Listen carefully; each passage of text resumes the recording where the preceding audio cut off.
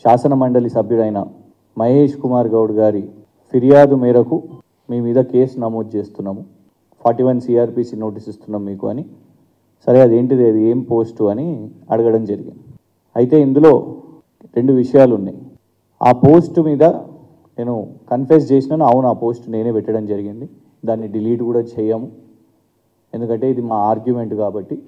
And దాన్ని చెప్పింది కూడా మేం కాదు, మాట్లాడింది మేం కాదు, కాంగ్రెస్ నాయకులు, మొన్నటి వరకు కాంగ్రెస్ కోసం ప్రచారం చేస్తున్న యూట్యూబ్ జర్నలిస్టులే చెప్పారు కాబట్టి ఆ ఆరోపణనే మేము చేయడం జరిగింది, ట్వీట్ చేయడం జరిగింది.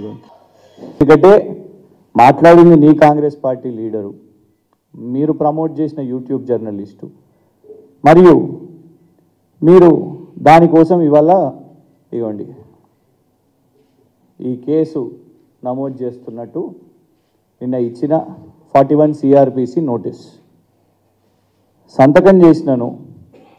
కానీ ఎక్కడ కూడా నా పోలీసు వాళ్ళు నా మొబైల్ ఫోన్ని సీజ్ చేసినట్టు ఇందులో మెన్షన్ కూడా చేయలేదు.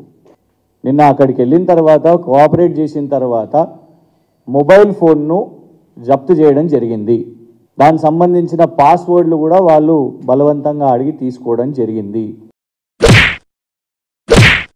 మేము ఇప్పటికి కూడా నువ్వు సోషల్ మీడియాలో పోస్ట్ పెట్టింది కంప్లైంట్ ఇస్తే పోలీస్ స్టేషన్లో కంప్లైంట్ ఇస్తే దానిపైన లీగల్ యాక్షన్ తీసుకోరు. నేను కేసీఆర్ గారు బర్త్డే సెలబ్రేట్ చేస్తే గాడిద పోయినోడు కేసు పెట్టలే, సొమోటోగా అసలు పోయిన వస్తువు కేసు పెట్టకపోయినా సొమోటోగా కేసు పెట్టి ఒకటే ఇష్యూ గురించి కరీంనగర్ కొత్తపల్లి పోలీస్ స్టేషన్లో, అదే రోజు జమ్మికుంట పోలీస్ స్టేషన్లో జరిగింది. కరీంనగర్లో సొమోటోగా జమ్మికుంటలో కేసు పెట్టి 2 పోలీస్ స్టేషన్లు ఈరోజు కూడా ఎఫ్ఐఆర్ కాపీలు ఉన్నాయి. 2 పోలీస్ స్టేషన్లో సొమోటోగా నా పైన కేసు పెట్టి అర్ధరాత్రి 12 గంటలకి ఈడ నోటీస్ సర్వ్ చేసి స్టేషన్ రమ్మన్నారు.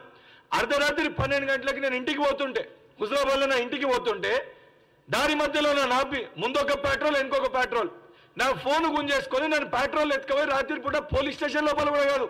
మరి ఆ రోజు మీకు గుర్తుకు రాలేదా ఫోన్లు సీజ్ చేయొద్దని చెప్పని? ఆ రోజు మీకు చట్టాలు గుర్తుకు రాలేదా? ఆ రోజు మూగపోయిన మీ గొంతులు ఈ రోజు ఎందుకు మీరు బయటికి వచ్చి మీరు మాట్లాడుతుర్రు?